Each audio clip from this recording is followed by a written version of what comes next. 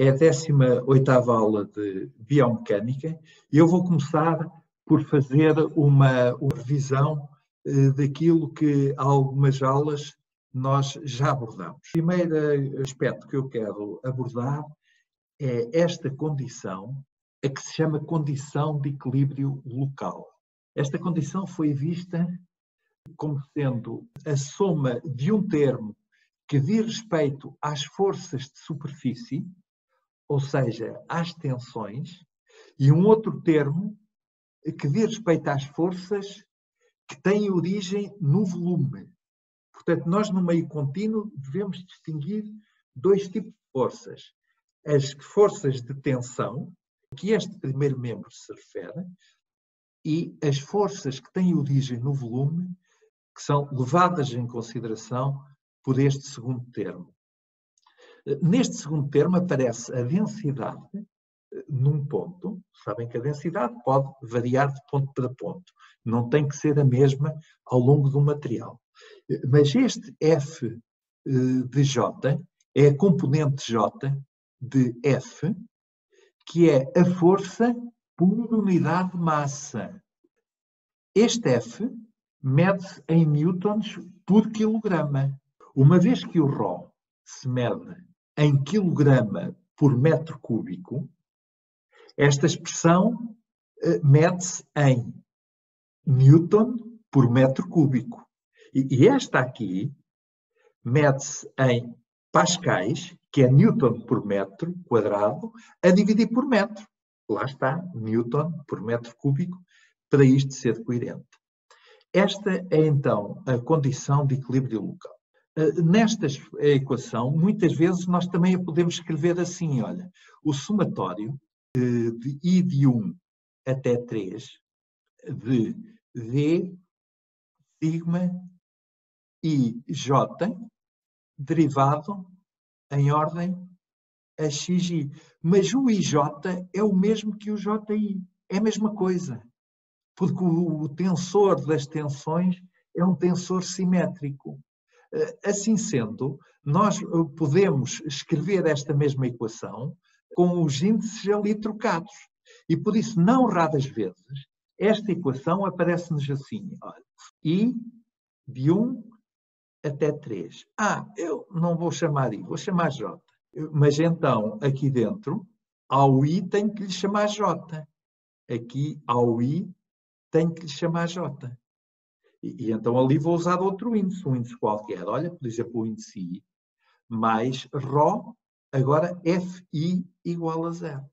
Estão a ver? Portanto, esta equação ou esta são exatamente o mesmo. Simplesmente aqui eu tenho o índice livre, é o índice J, o I está somado. Aqui o índice livre é o índice I, porque o J está a ser somado no primeiro termo.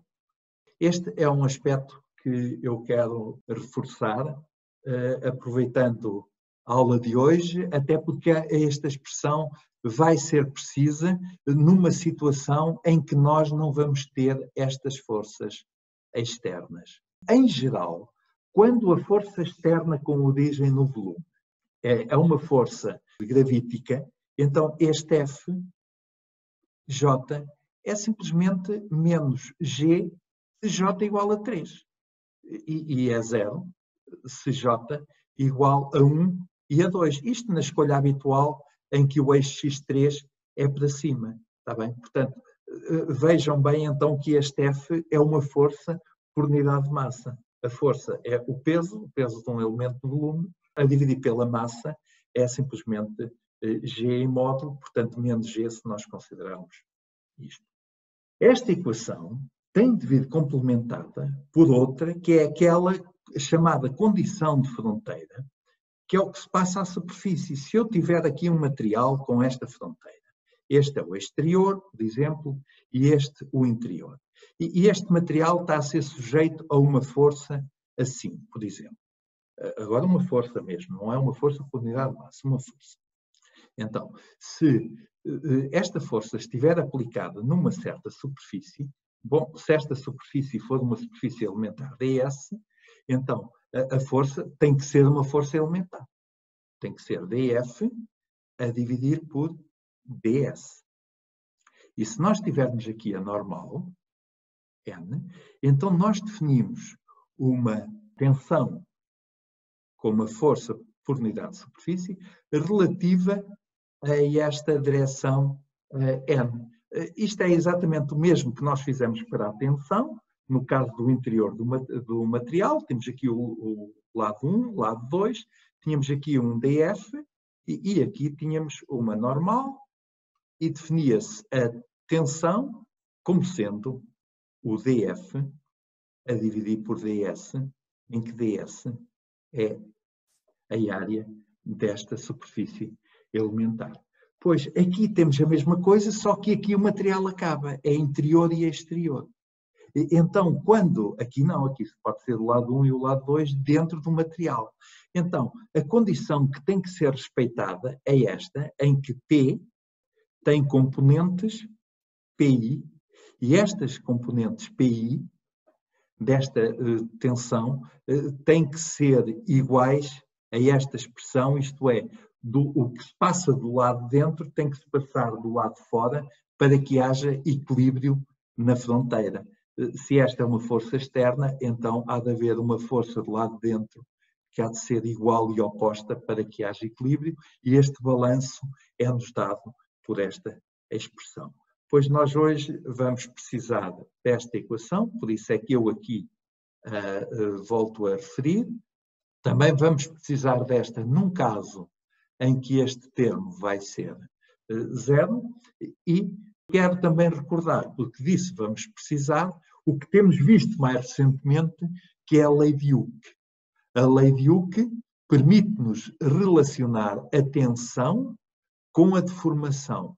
A lei de Hooke considera apenas deformações muito pequenas, quantidades muito pequenas, e por isso a relação entre tensão e deformação é semelhante à que nós tínhamos no caso da lei de Hooke com a partícula, em que o F, em módulo, era igual a K vezes X. Isto era para uma partícula, isto agora é para um material.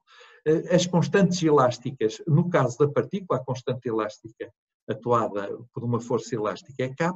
Aqui temos duas constantes elásticas, é o μ e é o lambda, e estas equações, em que aqui aparece o traço de epsilon, escrevem-se explicitamente assim. Portanto, nada disto é novidade, foi a aula anterior. Também na aula anterior, eu disse que em vez do μ e do lambda, em vez deste par de constantes, as chamados coeficientes de Lamy, em alternativa a estes, podíamos ter um K e um G, o chamado módulo de compressão e o módulo de deslizamento, cisalhamento ou deslizamento, e estas duas quantidades exprimem-se em função das constantes, dos coeficientes de Lamy. Ou seja, tanto faz eu exprimir o sigma como função do epsilon desta maneira, ou exprimir usando estes coeficientes, que são o módulo de compressão hidrostática K e o módulo de cisalhamento G. Também vimos, foi o aspecto com que terminou a última aula, que em vez deste μ lambda, podemos em alternativa usar o E, módulo de Young, e o μ, razão de Poisson, que é ainda uma segunda alternativa a este par. Portanto, temos três possibilidades. Os coeficientes de Lamy, o K e o G, ou então o E e o μ. E quando é que isto é útil? Isto é particularmente útil quando, tendo a tensão, nós queremos obter a deformação. Isto é, sabendo o lado direito, podemos obter o lado esquerdo. E nós fizemos todo esse exercício na última aula de, pegando nesta equação aqui em cima, com os coeficientes de Lamy, chegarmos a este conjunto de equações aqui embaixo. Este conjunto de equações diz-nos desde logo o seguinte, que as deformações com índices mistos, 1,2, 1,3 e 2,3, seguem exatamente as tensões, exceto numa constante, no fator de constante 2μ. Já os elementos da diagonal do tensor das deformações não são exatamente iguais aos elementos da diagonal do tensor das tensões vezes um fator. Já temos aqui esta combinação que nós vamos agora explorar. O aspecto central da primeira parte da aula de hoje vai ser então a obtenção experimental destas quantidades, módulo de Young e razão de Poisson, o que se faz da seguinte forma. De resto, invocando uma experiência que eu já referi nas aulas teórico-práticas a propósito das tensões uniaxiais. Imaginem um fio longo e homogéneo de raio A, com uma extremidade fixa, aqui na origem das coordenadas, e que é puxado por uma força de intensidade F na direção do fio. A direção do fio é X. Y para cima, Z para o lado, porque, enfim, é uma escolha qualquer. Se eu aumentar um bocadinho esta imagem, o que nós temos é então isto.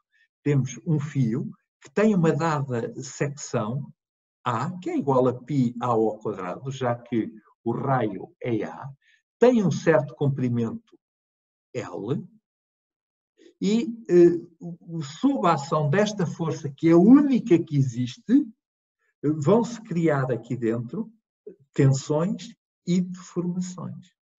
Mas reparem bem, no lado de fora deste cilindro, as forças são zero. Também vou excluir forças com origem no volume. Ou seja, vou dizer que este fio não tem massa, tem uma massa desprezável, pelo menos comparado com o valor desta força. São estas as condições em que nós podemos não considerar a força de volume relativa ao campo gravítico, portanto, o G, é quando essas forças são tipicamente muito menores do que as forças de tensão, como, por exemplo, esta força que está a tracionar este fio. Pode ser um arame, pode ser, enfim, uma barra, uma coisa qualquer. Ela está a ser puxada. E agora quer-se relacionar a tensão e a deformação. Ora bem, claro que olhando para este F, é evidente que nós, sendo uma força que nós aplicamos, podemos medi-la. Olhando para o comprimento da barra, percebemos que se a barra for de um material elástico, ela pode alterar o seu comprimento. Então, através do conhecimento da tensão, que vem aqui desta força, e da deformação, que vem da medida do comprimento da barra antes e depois de ser tracionada, nós podemos relacionar as duas grandezas e é isso que nos vai permitir calcular o módulo de Young. Aliás, nós já vimos na aula teórico-prática que a tensão e a deformação se relacionam desta maneira em que este é precisamente o módulo de Young que nós agora vamos determinar. E depois, na mesma experiência, podemos determinar a razão de Poisson. Então, vamos ver exatamente o que é que se está a passar na periferia da barra, seccionando-a numa posição X. Notem que o eixo do X é aqui, este é o eixo do X, e aqui estamos só no plano YZ, ou como costumamos antes chamar X2 e X3. E claro que se escolhermos estes pontos, este ponto e este ponto, a normal exterior externa neste ponto é simplesmente Y, qualquer que seja X. Qualquer que seja X, qualquer que seja o ponto onde se esteja a considerar esta secção da barra cilíndrica, então, na posição X A0, a normal aponta para cima. Tem esta descrição em termos deste vetor coluna. E aqui tem, ao longo do eixo dos Ds, simplesmente a normal tem a direção do versor, que normalmente designamos por K, e cujas componentes cartesianas são 0, 0, 1. E é neste ponto que vamos usar a condição de fronteira que vimos logo no primeiro slide, e que é a seguinte: o somatório em I de sigma I J NJ é igual a PI Sendo que, está aqui escrita essa equação, sendo que esta expressão escrita nesta forma inicial pode agora ser escrita na seguinte forma matricial. Aqui temos as componentes de sigma, aqui temos as componentes de n e aqui temos as componentes de p. Temos que aqui a matriz sigma, aqui o vetor unitário com a direção do eixo do x2, ou seja, 0, 1, 0, e aqui temos a matriz de coluna só com zeros, em vez de estar aqui 0, devia antes estar 0, 0, 0, e a partir, claro, isto é sobre a superfície, não é em todo o material, é sobre a superfície. Mas sobre a superfície lateral, o que é que nós concluímos? Olha, fazendo esta operação, sigma 1 vezes 0 dá 0, sigma 1 2 vezes 1 dá sigma 1 2, que tem que ser 0. Da mesma maneira, sigma 2 2 tem que ser 0 e sigma 3 2 tem que ser 0. Quer dizer, estes elementos já têm que ser 0, os desta coluna. Portanto, os desta linha também. Agora vamos ver o que é que se passa neste ponto. Neste ponto, usando exatamente o mesmo critério, temos o tensor das tensões, com os elementos neste ponto da superfície, aplicados a 0,01, tem que dar 0,00. E então isso permite-nos concluir que o sigma 1, 3, o sigma 2, 3 e o sigma 3, 3 têm que ser também 0. Têm que ser todos eles 0. Ou seja, até agora as condições de fronteira impuseram que sobre a superfície os sigmas têm de ser 0.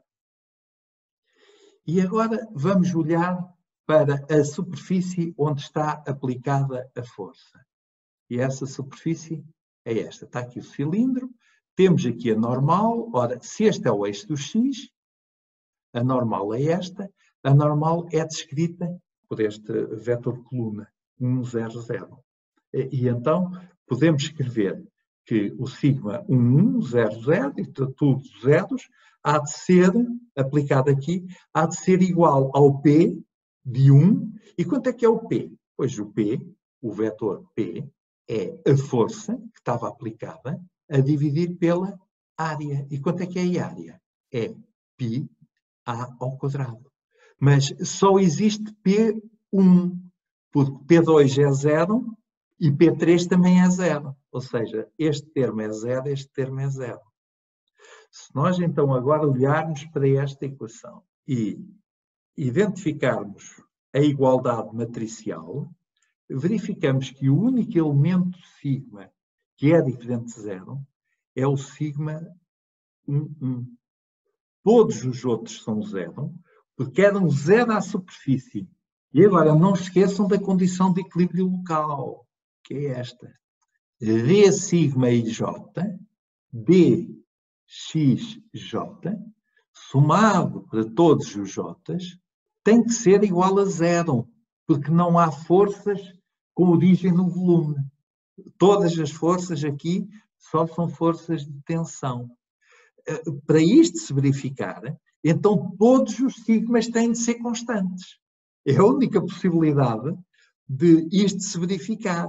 É que as derivadas têm que ser 0, logo os sigmas têm que ser constantes. E que constantes? Se são 0 à superfície, tem que ser sempre 0, exceto o sigma 1, 1, que à superfície é f a dividir por π ao quadrado, e, portanto, a derivada desta quantidade também tem que ser 0. Se a derivada da quantidade tem que ser 0, é porque o sigma no interior do material vai ser o valor que tem ali à superfície. Em resumo, se nós agora pegarmos num ponto qualquer do interior do material, as tensões neste ponto só apontam na direção do eixo do x, não há direções noutras direções, e tem valor que é igual ao valor que há à superfície. Ou seja, ao aplicarmos uma força naquele fio, cria-se uma tensão na base do cilindro, que é a forma do fio, e essa tensão é sempre a mesma em qualquer ponto do interior do material. E aqui chegamos, tendo a tensão deformação, podemos agora relacioná-la com a deformação, através deste conjunto de equações, sendo certo que o epsilon 1,2 há de ser igual ao epsilon 1,3, há de ser igual ao epsilon 2,3, há de ser igual a zero, porque o epsilon é simplesmente o sigma, o epsilon ij, é o sigma ij para i diferente de j, a dividir por 2000. Então, se assim é, já podemos garantidamente dizer que os elementos fora da diagonal do tensor das deformações são todos nulos.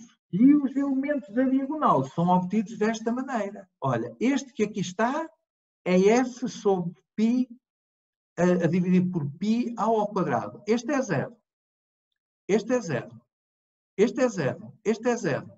Este é zero. Este é zero. E, portanto, fica para epsilon 1, sigma 1 a dividir por e. Para epsilon 2,2 menos sigma 1 a dividir por e. E para epsilon 3,3 menos sigma 1 a dividir por e. É curioso que há aqui diferentes deformações. Uma coisa é a deformação ao longo do eixo do x. Tem um epsilon positivo. Quer dizer que o corpo, segundo o eixo do x, aumenta o seu comprimento. E segundo o eixo dos y desvido dos d's. E nas direções transversas, mesmo não havendo tensões aqui, há deformações. Quer dizer, se estica de um lado, o cilindro há de ficar com um raio menor. E nós podemos medir tudo. Podemos medir o comprimento do cilindro, inicial, final, e também podemos medir o raio do cilindro antes e depois da deformação. Então, o epsilon 1,1, que é igual a sigma 1,1 a dividir por e, é simplesmente dado pela variação do comprimento do fio a dividir pelo seu comprimento. Então, quanto é que vale o e? É sigma 1,1 a dividir por epsilon 1,1. Ora, se nós dividirmos o sigma 1, é f a dividir por π ao quadrado. O sigma 1, o epsilon 1 é delta lambda sobre L. E podemos medir o f, podemos medir o delta L, podemos medir o L, podemos encontrar experimentalmente o E. E como é que se obtém a razão de Poisson? Basta olhar para aqui e ver a razão de Poisson é simplesmente o simétrico do epsilon 2,2 a dividir pelo epsilon 1,1. Epsilon 2,2 a dividir por epsilon 1,1, com um sinal menos, dá simplesmente μ, porque o sigma 1 é o mesmo que aparece ali e ali, e o E é o mesmo que aparece ali e ali. E como é que se mede o epsilon 2,2? Bem, o epsilon 2,2 é a variação de comprimento na direção y, a dividir pelo comprimento inicial, que é o raio do cilindro. E, portanto, daqui podemos obter, uma vez que já conhecemos este experimentalmente, uma vez que já conhecemos este experimentalmente, uma vez que já conhecemos este, que é obtido simplesmente dividindo a força por π ao quadrado, depois podemos obter o nu, que é aquilo que queremos. Se agora calcularmos o traço deste tensor, vejam que o traço deste tensor, o tensor das deformações, dá-nos a variação relativa de volume. O traço de epsilon é igual a V' menos V a dividir por V. É a variação relativa de volume.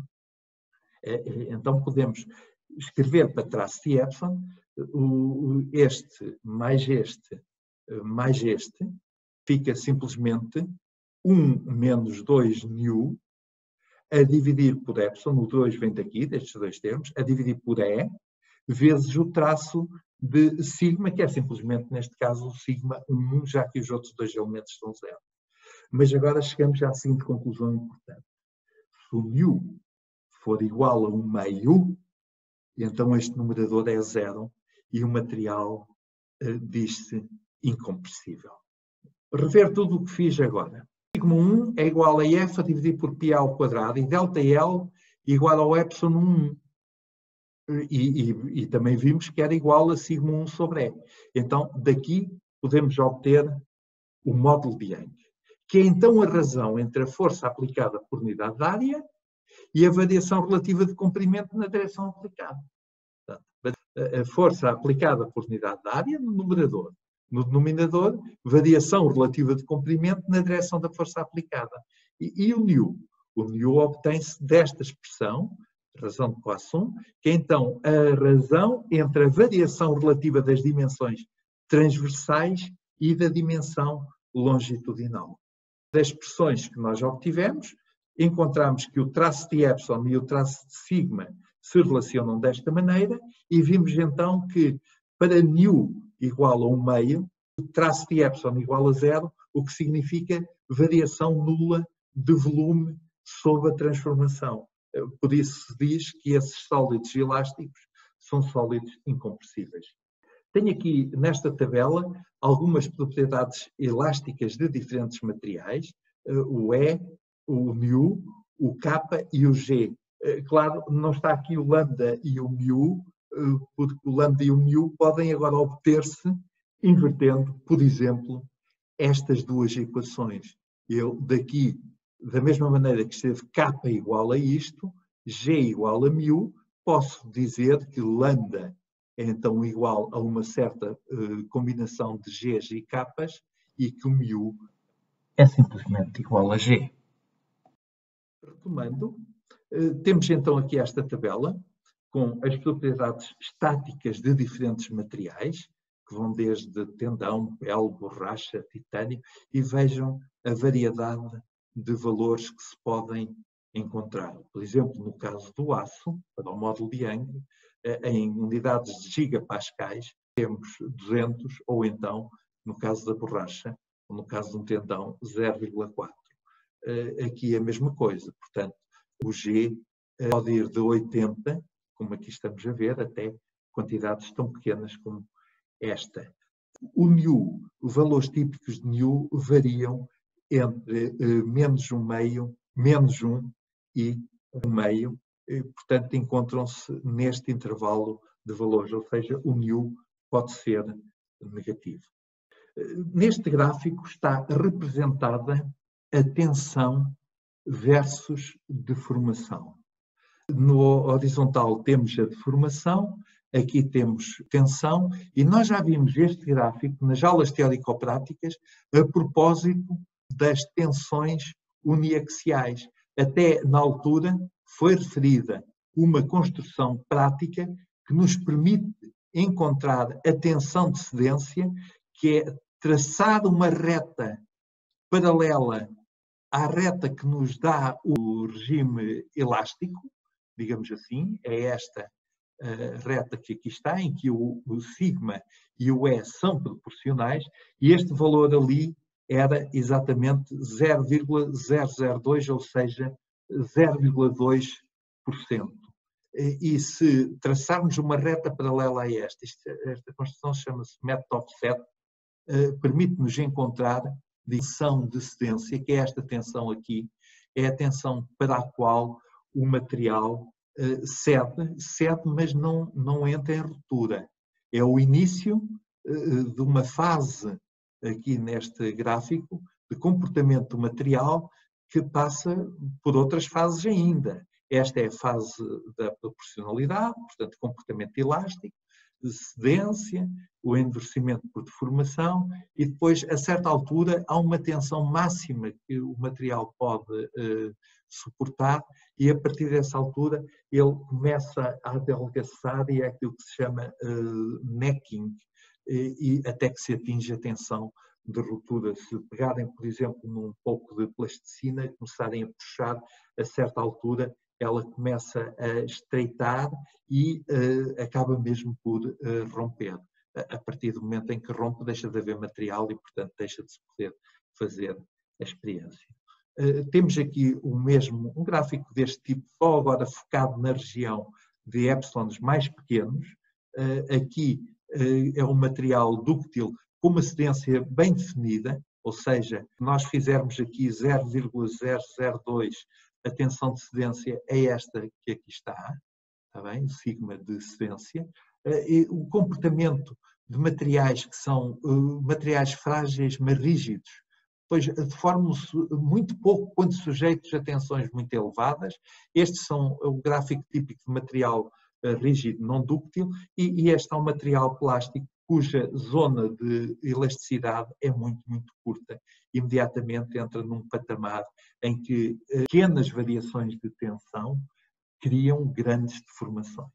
Isso é o comportamento típico de materiais plásticos.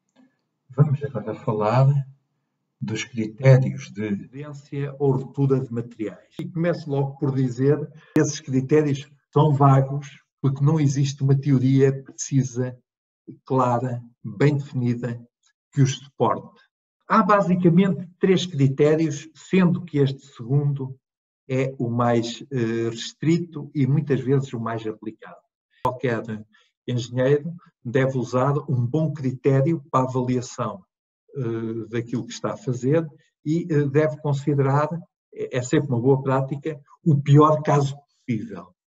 Porque se aquilo que está a planear resiste ao pior cenário possível, então deve resistir aos cenários, às situações normais. Vou designar por σc a tensão de cedência do material que pode ser obtido, por exemplo, num teste uniaxial, como acabámos de ver. Esticamos, esticamos, esticamos, traçamos aquela curva que tem o sigma em função da deformação, em inglês strain stress, gráfico strain stress, e depois vamos ver onde é que há a tensão de deformação. Pois bem, se agora numa situação em que pode haver quaisquer tipo de forças e, portanto, de tensões desenvolvidas no interior do material, segundo o critério de Rankine, o módulo das tensões normais. Portanto, este σI refere-se a sigma 1,1, a sigma 2,2 ou a sigma 3,3. Claro que no caso bidimensional, nós temos apenas 2 destas tensões. Então, nenhuma destas tensões normais deve exceder a tensão de cedência. E se nós virmos isso num gráfico em que colocamos aqui a tensão normal segundo o eixo dos X ou X1 e aqui segundo o eixo dos Y ou X2, então, num gráfico em que se representam nos eixos coordenados as tensões segundo um eixo e o outro eixo, então, para estarmos de acordo com o critério de Rankine, sem problemas, as tensões, uma ou outra, podem estar em quaisquer um destes pontos. Uma tensão destas já não é aceitável pelo critério de Rankine, que é o critério da tensão normal máxima. Vamos agora ver o outro critério, que é o critério da tensão tangencial máxima, o critério de Tresca.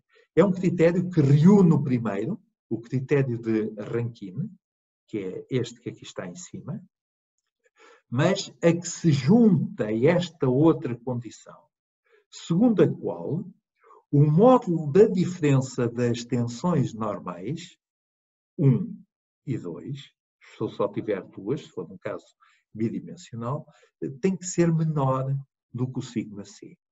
E vamos ver, talvez, esta situação no caso de uma tensão uniaxial descrita no círculo de Mohr.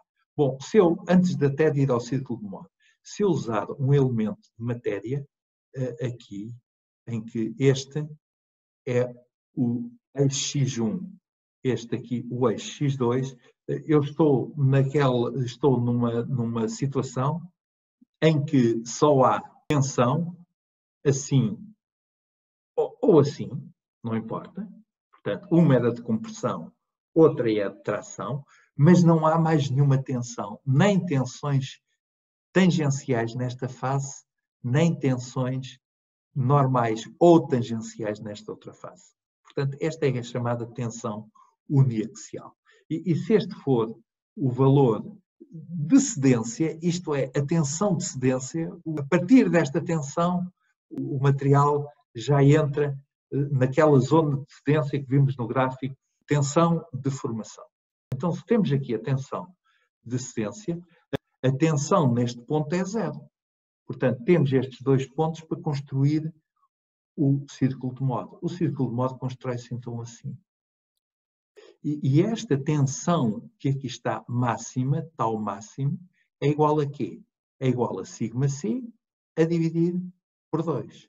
Se nós agora tivermos tensões que não sejam uniaxiais, por exemplo, uma situação em que as duas tensões são ambas positivas, σ2 e σ1, então qual é a tensão máxima? A tensão máxima, tangencial máxima, tal máximo, é o raio deste círculo de modo, ou seja, é σ2 menos σ1 a dividir por 2.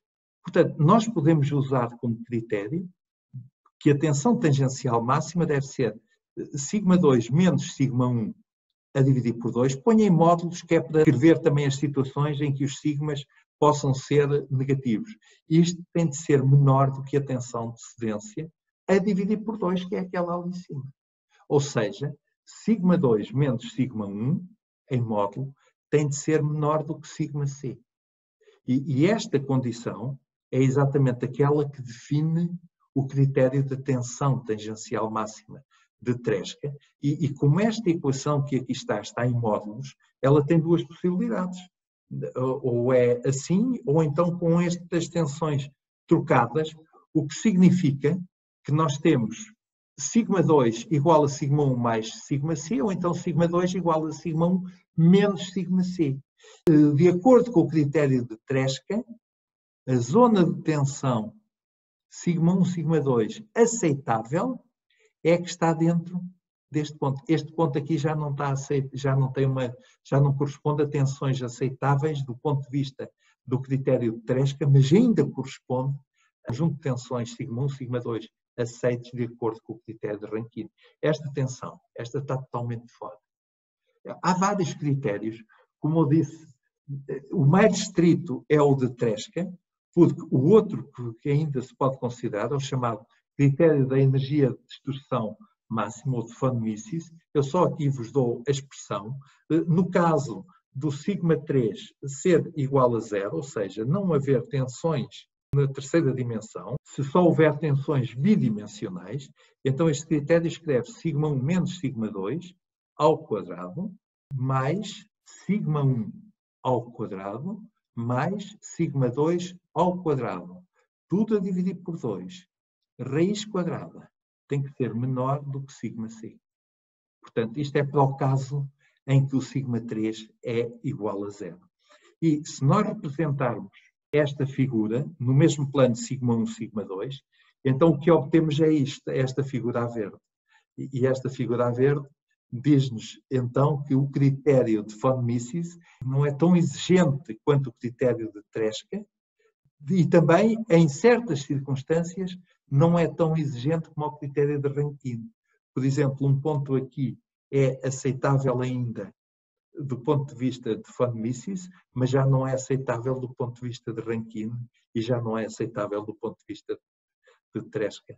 Portanto, aquilo que é mais restrito é precisamente o segundo critério que vimos, que é então do σ1 menos σ2, no caso bidimensional, em módulo, ser menor do que o σc, o que dá origem a duas equações de retas como estas que aqui estão em cima.